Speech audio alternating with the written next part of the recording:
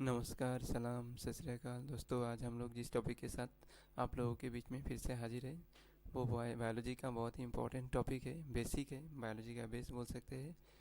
तो इस टॉपिक को लेकर के हम लोग चर्चा करेंगे। तो आज जिस टॉपिक को लेकर के चर्चा करेंगे वो है दोस्तों सेल।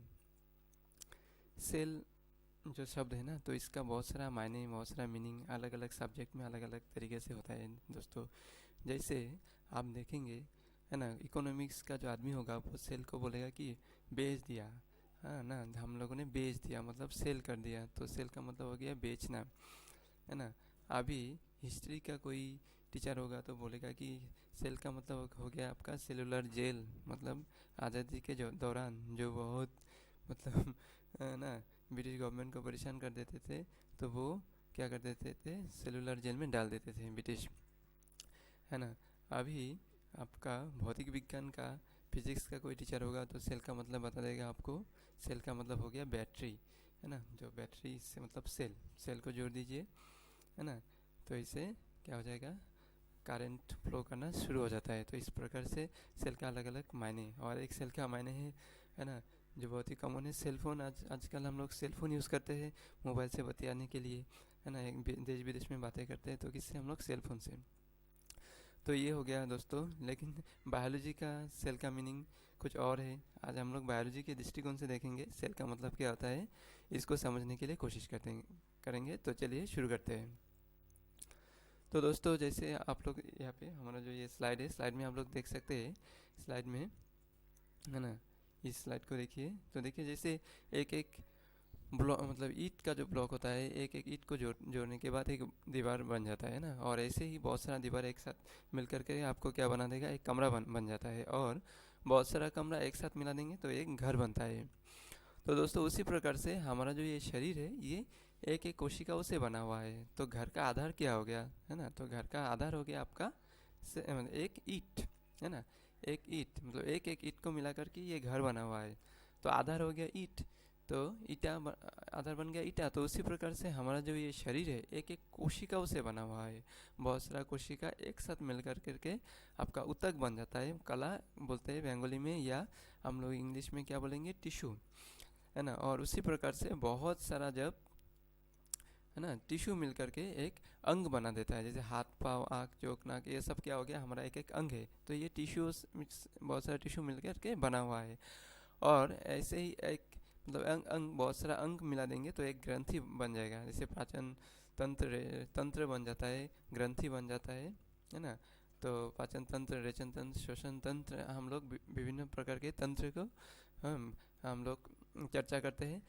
तो देखिए इसी प्रकार से बहुत सारा तंत्र, ये सिस्टम जो है एक साथ मिलकर के ये शरीर बना हुआ होता है। लेकिन दोस्तों फंडामेंटल यहाँ पर क्या हुआ, बेस जो है, बेस वो क्या है, फंडामेंटल जो है वो सेल है।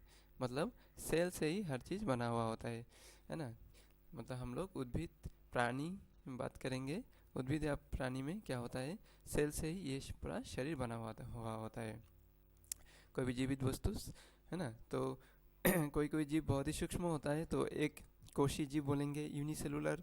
यूनिसेलुलर में क्या होता है, एक ही सेल होगा, है ना। मल्टी सेलुलर, यूनिसेलुलर जैसे आपका बैक्टीरिया हो गया, हाँ, बैक्टीरिया हो गया, एमीबा हो गया, तो ये हो गया आपका यूनिसेलुलर। और जैसे मनुष्य हो गया, गरु है ना, गोरु, छागल, भेड़ा, ये सब क्या हो जाएगा, ये मल्टी सेलुलर है। मल्टी सेलुलर और यूनिसेलुलर, है ना। मतलब मल्टी सेलुलर मतलब बड़ा, जिसमें बहुत सारा सेल होगा। तो चलिए दोस्तों इस सेल को ही आज समझेंगे। चलिए, तो देख सकते हैं ये आपका छत्ता जो दिखाई दे रहा है ना। ये जो छत्ता है, तो मधुमक्खी का छत्ता आपको जैसे एक ब्लॉक जैसे दिखाई दे रहा है ना, तो ये मधुमक्खी ने बनाया है दोस्तों। जैसे हम लोग घर बनाते हैं तो ये लोग छत्ता बनाते हैं। तो ऐसे ही एक एक मतलब ये ऐसा छोटा छोटा छोटा छोटा ये कोठा बना के, इसमें वो लोग क्या करते हैं, शहद को स्टोर करते हैं, है ना। तो तो ये जो छत्ता बना हुआ है, हाँ, तो ऐसे ही एक एक सेल हमारे शरीर में होता है, एक के साथ एक सेल मिल कर करके हमारा ये पूरा शरीर बना हुआ है। जैसे इसमें हम देख सकते हैं, तो ये हो गया हमारा सेल का थोड़ा बहुत एक स्ट्रक्चर। तो हम इस पे आएंगे, देखिए इसमें ऑनियन पिल सेल दिखाई दे रहा है। मतलब ऑनियन का जो मतलब प्याज का जो छिलका होगा उसको निकाल करके अगर हम लोग, है ना, पतला सा एक छिलका निकल करके अगर हम लोग माइक्रोस्कोप में देखेंगे तो हमें कुछ इस प्रकार से दिखाई देगा। तो ये ब्लॉक दिखाई दे रहा है, छोटा छोटा छोटा छोटा ये ब्लॉक दिखाई दे रहा है दोस्तों। तो ये क्या है आपका, यही हमारा क्या है, सेल है ना। तो दोस्तों ये हो गया हमारा सेल। तो ऐसे ही बहुत सारा सेल मिला करके हम लोगों का क्या बन जाता है, ये जो शरीर है दोस्तों, ये शरीर बनता है ना। तो यूनिसेलुलर में क्या होगा, यूनिसेलुलर में एक ही सेल होगा, और मल्टी सेलुलर ऑर्गेनिजम्स में क्या होगा, है ना, मल्टीपल सेल से बना हुआ होता है, इसलिए मल्टी सेलुलर बोलेंगे। तो ये सेल को पूरी तरीके से समझेंगे दोस्तों। सेल का आविष्कार किसने किया था, है ना। तो ये सारी चीज़ों को लेकर के हम लोग चर्चा करेंगे। सेल का जो आविष्कार मतलब जिसने किया था, उनका नाम हो गया रॉबर्ट हुक। रॉबर्ट हुक 1665 में उन्होंने क्या किया था, हाँ, उन्होंने अपना ही बनाया हुआ, तो देखिए इसमें इस स्लाइड में जाएंगे, रॉबर्ट हुक उन्होंने क्या किया था, अपना बनाया हुआ माइक्रोस्कोप में उन्होंने क्या किया था, सबसे पहले, है ना, डेड सेल को देखा था उन्होंने।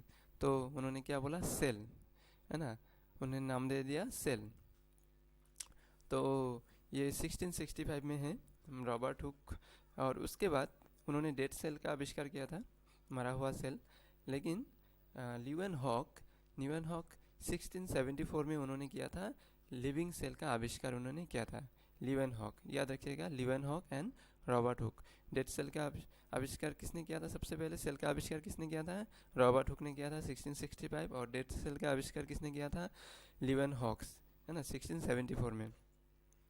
तो ये हो गया दोस्तों। तो देखिए सेल मतलब एक जैसा नहीं होगा, है ना।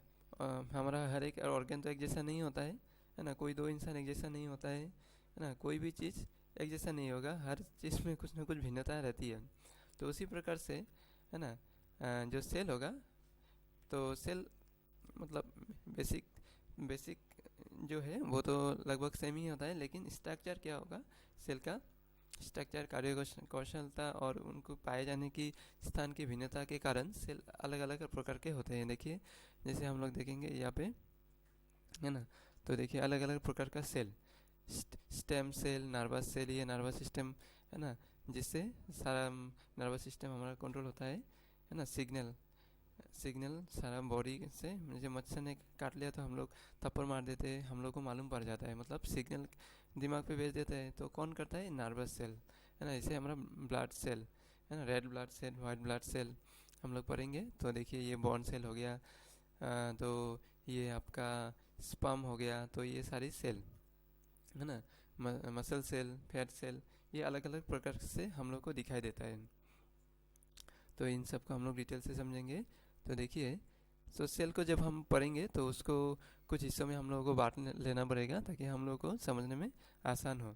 सेल को पढ़ने से जब हम पढ़ेंगे तो पहले हम लोग सेल को ऐसे देखेंगे, प्लाज्मा मेम्ब्रेन और सेल मेम्ब्रेन, फिर क्या होगा, cell wall, nucleus, cytoplasm, cell organelles. और सेल ऑर्गेनेल्स में हम लोग जैसे लाइसोसोम्स हो गया, प्लास्टिड्स हो गया, गोल्गी apparatus हो गया, इस प्रकार से अलग अलग भाग में हम लोग क्या करेंगे, सेल को डिवाइड करके पढ़ेंगे।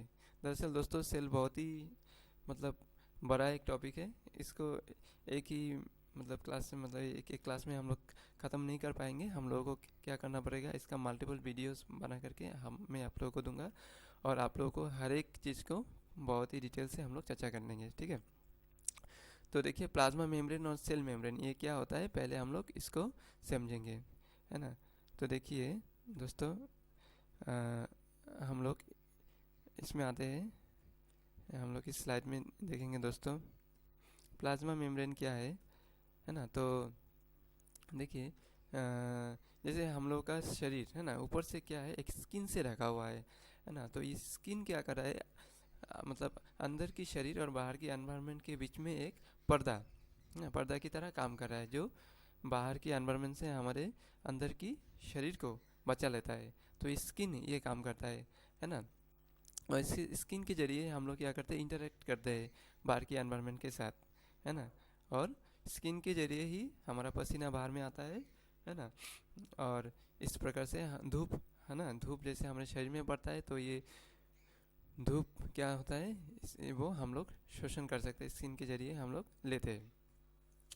तो उसी प्रकार से जो सेल होता है दोस्तों, ये सेल क्या होता है, एक प्रकार की मेम्ब्रेन, सेमी परमेबल मेम्ब्रेन जिसको बोलते हैं, है ना। तो प्लाज्मा मेम्ब्रेन बोलेंगे, प्लाज्मा मेम्ब्रेन से बना हुआ होता है, इसको प्लाज्मा मेम्ब्रेन बोलते हैं, है ना। सेल मेम्ब्रेन भी बोलते हैं। ये होता है आपका सेमी परमेबल।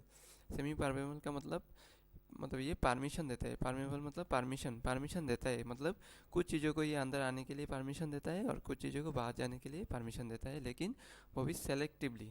इसलिए इसको बोलते हैं सेलेक्टिवली परमेबल मेम्ब्रेन। मतलब हर एक चीज़ को सेल के अंदर में जाने के लिए परमिशन ये नहीं देगा, है ना। तो ये क्या होता है, एक प्रकार से आपका, है ना, गेटमैन की तरह काम करता है, मतलब एक चौकीदार की तरह ये काम करता है, एक गार्ड, एक सिक्योरिटी गार्ड की तरह ये काम करता है ना।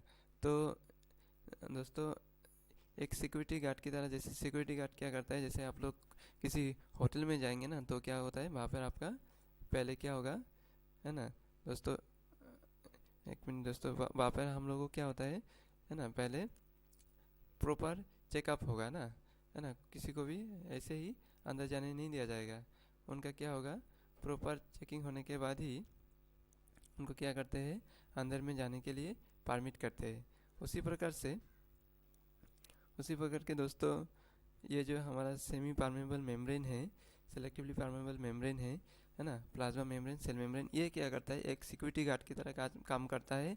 और ये मतलब कुछ चीज़ों को रोक लेता है, जैसे जो सेल के अंदर में जाने से कुछ नुकसान हो सकता है, ऐसी चीज़ों को ये रोक लेगा। और सेल के अंदर में जो जो हमारा केमिकल रिएक्शन चलता रहता है, उसके कारण सेल के अंदर में जो चीज़ें प्रोड्यूस हो जाता है, एक्स्ट्रा चीज़ें जो प्रोड्यूस होगा, उसको बाहर में फेंकने का भी ये काम करता है। तो ये हमारा प्लाज्मा मेम्ब्रेन करता है ना। जैसे एक गार्ड होता है, सिक्योरिटी गार्ड होता है, वो चेक करता है ना, चेक करने के बाद ही वो अलाउ करता है होटल में या किसी जगह में, है ना। वो उसको अगर कुछ शंका हो जाएगा तो क्या करेगा, उसको तुरंत उसको जेल में डाल डाल सकता है, या वो कोई एक्शन ले सकता है ना। तो इस प्रकार से ही हमारा ये प्लाज्मा मेम्ब्रेन काम करता है। तो और ये क्या करता है, बाहर और अंदर जाने के, जैसे आप होटल में गए, आप जब होटल में जाएंगे तो आपको क्या होगा, आपको कार्ड दिखाना पड़ेगा, है ना। कार्ड दिखा करके आप आई कार्ड दिखाएंगे तो आपको ये एक कमरा प्रोवाइड कर दिया जाएगा। लेकिन आप जब तक, मतलब आपको क्या करना पड़ेगा, फिर चेकआउट करना पड़ेगा, फिर आप क्या कर सकते हैं, छोड़ सकते हैं, ऐसे बिल नहीं दे चुका करके तो आप जा नहीं सकते। तो ये मतलब आने आने और जाना, ये दोनों को ही क्या कर देता है, रेस्ट्रिक्ट कर देता है ना। मतलब ये सेम ये काम होता है हमारा सेल मेम्ब्रेन में। तो चलिए दोस्तों, हमारा सेल मेम्ब्रेन किस चीज़ों से बना हुआ होता है, उसका स्ट्रक्चर थोड़ा हम लोग देख लेंगे। तो ये स्ट्रक्चर आप लोग को दिखाई दे रहा है, जो सेल मेम्ब्रेन है बेसिकली वो 3 चीज़ों से बना हुआ होता है। आपका हो गया, क्या क्या चीज़ों से बना हुआ होता है, तो देखिए, made of double layer bipolar of, है ना, फॉस्फोलिपिड एंड प्रोटीन। फॉस्फोलिपिड, है ना, फॉस्फोलिपिड और प्रोटीन, मतलब ये फॉस्फोलिपिड और प्रोटीन का बाइलेयर बना हुआ होता है, 2 लेयर, है ना, फॉस्फोलिपिड और प्रोटीन से बना हुआ होता है। और कुछ थोड़ी मात्रा में हमें यहाँ पे कार्बोहाइड्रेट भी मिल जाएगा। मतलब ये 3 चीज़ों से, बेसिकली ये 3 चीज़ों से ही बना हुआ होता है। जो फॉस्फोलिपिड हो गया, और आपका हो गया कार्बोहाइड्रेट और प्रोटीन। फॉस्फोलिपिड का मात्रा ज़्यादा होगा, ये आप समझ लीजिए कि, है ना, 70% से ज़्यादा, 80%, 70 से 80% ये फॉस्फोलिपिड से बना हुआ होता है। फिर अब 30 से 20% तक या उससे थोड़ा कम ये प्रोटीन से बना हुआ होता है, और बहुत ही कम मात्रा में आपका कार्बोहाइड्रेट का चेन हम लोगों को देखने में मिलेगा। तो बेसिकली ये 3 प्रकार का होता है दोस्तों। तो ये इसमें आप देख सकते हैं, है ना, सेल मेम्ब्रेन। तो इसमें क्या होगा, ये हो जाता है हमारा डबल लेयर, मतलब 2 लेयर। इस यहाँ पे आप लोग को 2 लेयर दिखाई देगा, है ना। तो 2 लेयर, एक लेयर और ये 2 लेयर। तो इसका स्ट्रक्चर को समझने के लिए दोस्तों, जो सबसे मॉडर्न जो हमारा जो ये है, सबसे मॉडर्न जो ये मॉडल जो जिसने दिया है, उसको हम लोग क्या बोलेंगे, उसको हम फ्लूइड मोज़ाइक मॉडल बोलते हैं दोस्तों। Fluid mosaic model, fluid mosaic model, इस ये जो मॉडल है, ये आपका सिंगर और निकोलसन दोनों ने दिया था। तो ये जो 2 साइंटिस्ट 1972 में फ्लूइड मोज़ाइक मॉडल दिया था। इस मॉडल बहुत ही आधुनिक, बहुत ही मतलब ये सबसे चर्चित मॉडल है ना। तो मतलब ये बहुत बहुत ज़्यादा इम्प्रूव्ड मॉडल है। तो ये मॉडल को ही हम लोग समझेंगे, इस मॉडल के आधार पर ही हम लोग चर्चा करेंगे। तो इसमें क्या होता है, देखिए फ्लूइड मोज़ाइक मॉडल में बाइपोलर जो लेयर होता है ना, बाइपोलर फॉस्फो लेयर, ऐसे ऐसे देखेंगे आप। ये एक लेयर हो गया, ऊपर का एक लेयर हो गया और नीचे और एक लेयर है ना। बाई लेयर मतलब दो लेयर। इसमें आप देख सकते हैं, इससे ऊपर का एक लेयर है, ऐसे नीचे का एक लेयर है। ये एक लेयर हो गया और नीचे और एक लेयर हो गया। तो ये क्या होता है, दो लेयर से बना हुआ होता है। तो दो लेयर का मतलब हो गया बाई लेयर।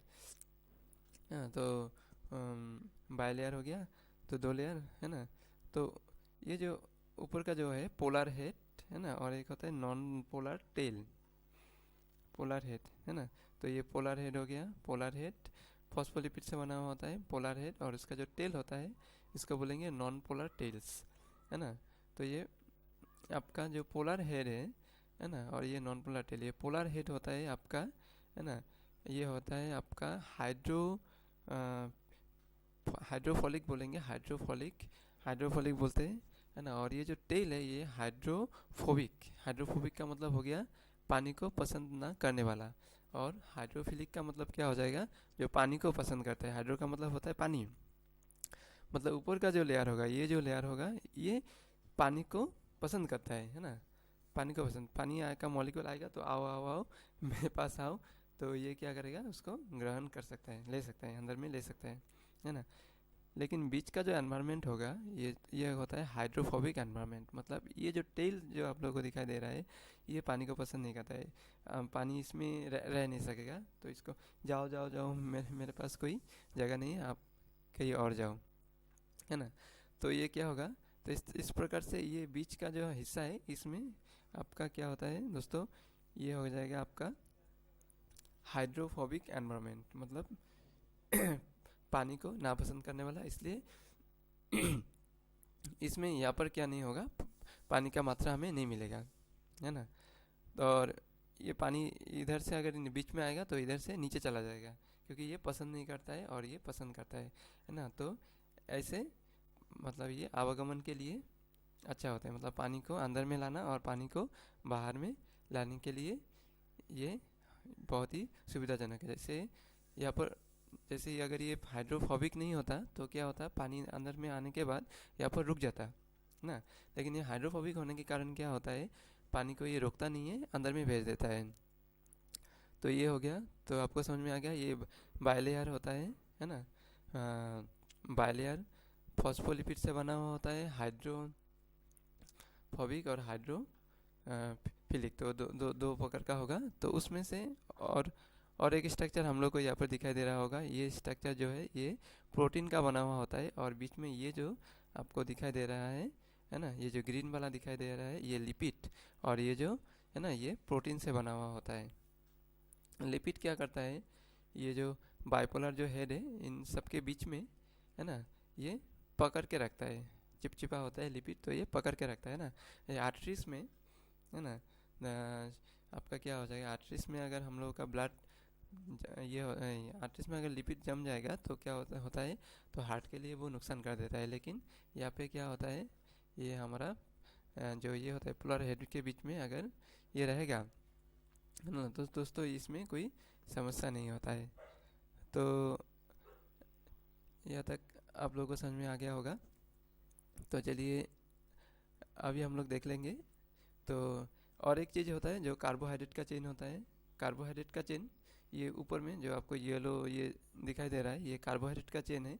इसका काम क्या है दोस्तों, ये एंट्री पॉइंट है। ये जो प्रोटीन का चेन आप प्रोटीन दिखाई दे रहा है, ये जो आपको ब्लू वाला दिखाई दे रहा है, ये भी एक एंट्री पॉइंट हो गया। और इसमें से भी ये प्लाज्मा मेम्ब्रेन, है ना, इसमें से भी कोई भी चीज़ आ सकता है, जा सकता है, इसमें कोई समस्या नहीं है। और ये प्रोटीन से भी, प्रोटीन का चेन है ना, प्रोटीन से बना हुआ होता है, ये भी एक एंट्री पॉइंट हो गया, या एग्जिट पॉइंट, दरवाज़ा। और उसके ऊपर में आपको ये कार्बोहाइड्रेट चेन मिलेगा। तो ये carbohydrate chain basically cell to cell communication के लिए बना हुआ होता है। मतलब दो सेल आपस में बतियाने के लिए, आपस में सांकेतिक रूप से कम्युनिकेशन करने के लिए बना हुआ होता है। मतलब जैसे सोच लीजिए कि मतलब ये हो गया पड़ोसी की तरह, पड़ोसी से आप कैसे बात करेंगे, है ना। या आपको कम्युनिकेशन करना है, तो जैसे फ़ोन टावर होता है ना, तो ये सिग्नल भेज देता है ना। आप मोबाइल से फ़ोन करेंगे तो टावर में जाएगा, टावर से सिग्नल दूसरे मोबाइल पे भेज देता है, तो ये टावर की तरह काम करता है, कम्युनिकेशन के लिए इसमें काम आता है। जैसे मतलब कई बार भी कोई भी चीज़ शॉर्टेज हो गया ना, तो क्या हो गया, जैसे सामने वाला किसी सेल को कुछ चाहिए होगा, कुछ शॉर्टेज हो गया, तो ये क्या करेगा, तो अगर इसके पास एक्सेस है तो ये कम्युनिकेट कर लेगा, और इसके कम्युनिकेशन करते ही वो सेल वो संकेत अंदर में भेज देगा, और कुछ चीज़ चाहिए होगा तो वो क्या करेगा, अच्छे पड़ोसी की तरह वो सामने वाले को जो चीज़ चाहिए वो दे देगा, और एक दूसरे को पास करते हुए जिसको चाहिए वहाँ तक पहुँच जाएगा। तो ये मतलब ये जो है कार्बोहाइड्रेट चेन, ये किस लिए चाहिए, ये चाहिए हम लोग का, है ना, मैसेज मैसेज ये लेन देन करने के लिए ये कार्बोहाइड्रेट चेन होता है। और ऐसे ही कोलेस्ट्रॉल का चेन आपको समझ में आ गया, ये चिपचिपा होता है, तो ये जोड़ के रखता है एक दूसरे के साथ, है ना। ये जो प्लाज्मा आपका ये पोलर हेड होता है, बाइपोलर हेड होता है, ये सबको जोड़ के रखता है। तो ये हो गया बेसिक स्ट्रक्चर, और इसमें हम लोगों को और एक प्रोटीन का ये स्ट्रक्चर दिखाई दे रहा है ऐसे, है ना। तो ये भी प्रोटीन का चेन है। तो दोस्तों ये बेसिकली यही चीज़ है, हम लोग और डिटेल्स में हम लोग जाएंगे। देखिए, तो कभी कभी क्या होता है, प्रोटीन के ऊपर में कार्बोहाइड्रेट का चेन बना हुआ होता है ना। और ऐसे लिपिड के ऊपर में भी बना हुआ हो सकता है, ये जो लिपिड है, तो ग्लाइकोलिपिड, अगर लिपिड के ऊपर में अगर आपका ये जो ये होता है हमारा कार्बोहाइड्रेट, है ना, अगर लिपिड के ऊपर में होगा, है ना, लिपिड के ऊपर में होगा तो हम लोग बोलेंगे ग्लाइकोलिपिड। और अगर आपका प्रोटीन के चेन के ऊपर में ये कार्बोहाइड्रेट का चेन होगा तो हम लोग क्या बोलेंगे, ग्लाइकोप्रोटीन। तो ग्लाइकोलिपिड और ग्लाइकोप्रोटीन ये दो प्रकार का स्ट्रक्चर हो सकता है ना। तो ये बेसिकली आप लोगों को ये एंट्री पॉइंट एग्जिट पॉइंट दिखाई दे रहा है, और उसके ऊपर में ये कार्बोहाइड्रेट का चेन बना हुआ होता है। तो ये तो आपका कम्युनिकेशन के लिए हो गया, और ये एंट्री एग्जिट के लिए हो गया।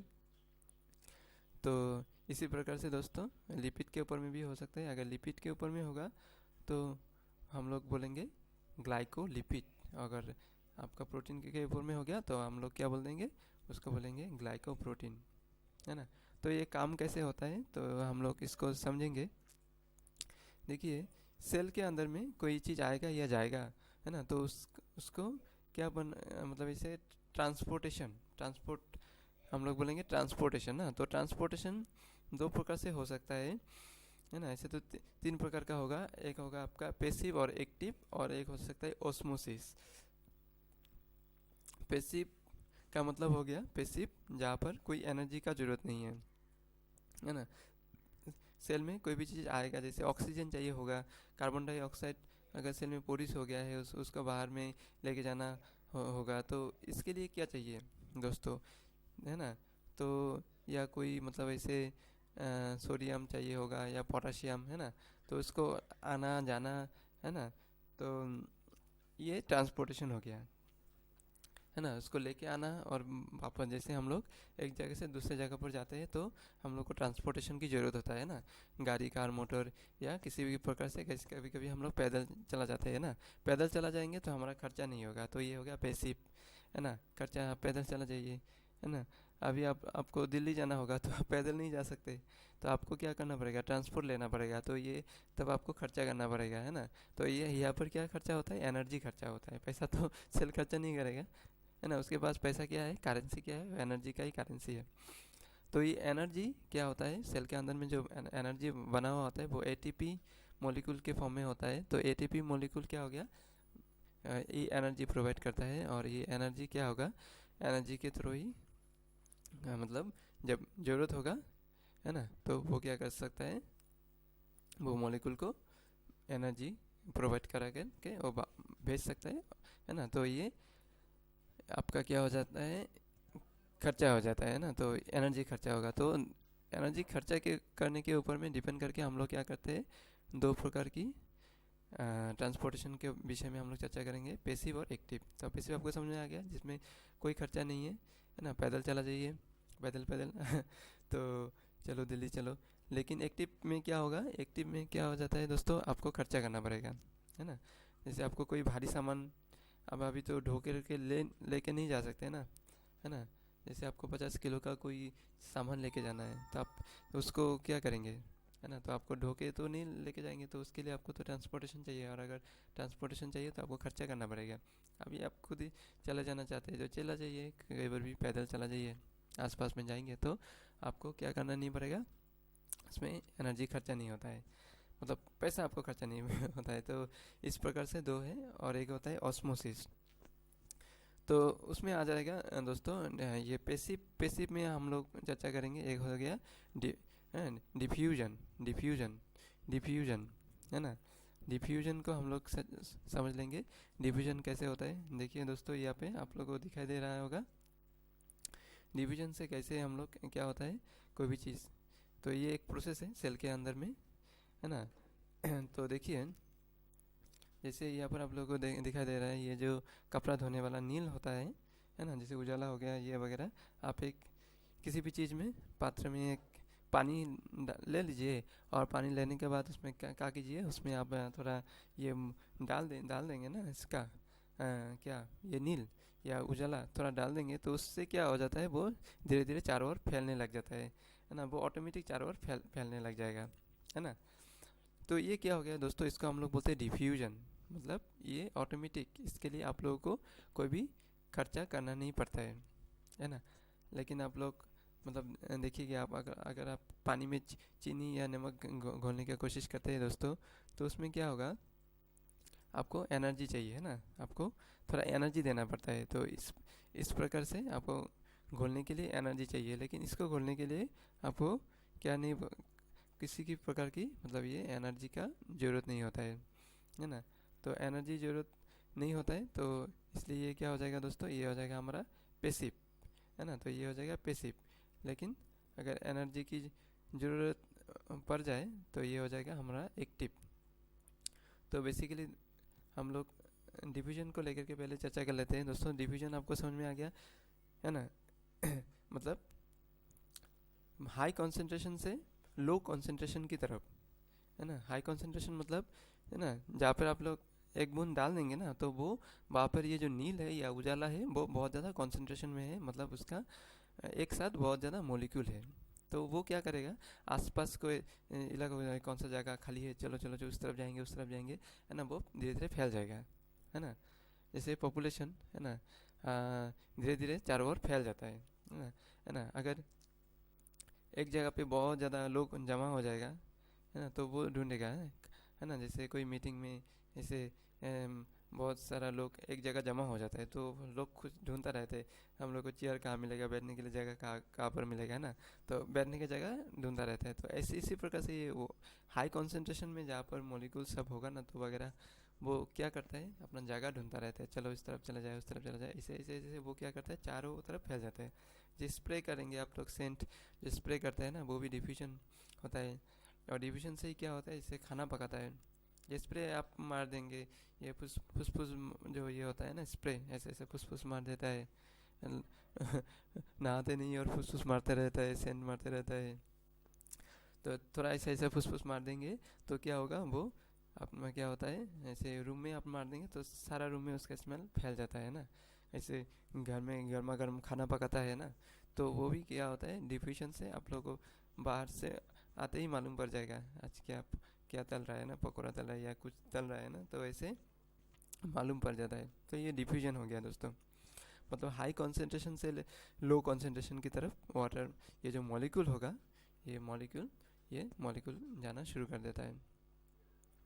डिफ्यूजन में किसी प्रकार की कोई एनर्जी लॉस नहीं होता है, तो ये हम लोग पैसिव हो गया।